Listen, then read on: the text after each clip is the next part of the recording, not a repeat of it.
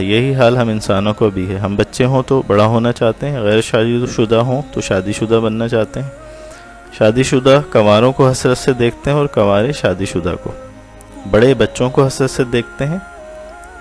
गोया बकौल शायर के, ये दौलत भी ले लो, ये शोहरत भी ले लो, भले छीन लो मुझसे मेरी जवानी, मगर मुझको लौटा दो बचपन का सावन, वो कागज़ की कश्ती, वो बारिश का पानी। यही हाल हम इंसानों का है।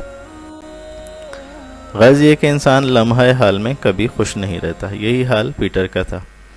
एक दिन पीटर स्कूल से बोर होकर बाहर निकला और जंगल की तरफ रवाना हो गया। वहाँ उसे एक बूढ़ी औरत मिली। उसने पीटर से कहा, पीटर ये देखो मेरे पास जादुई चल रहा है, इसमें एक धागा है, अगर इसे आहिस्ता खींचते हैं तो ये कुछ घंटे आगे आपकी ज़िंदगी को ले जाएगा, और अगर थोड़ा तेज़ खींचेंगे तो एक दिन आगे ले जाएगा आपकी ज़िंदगी को, थोड़ा ज़्यादा खींचेंगे तो वक्त महीनों साल और कई साल आगे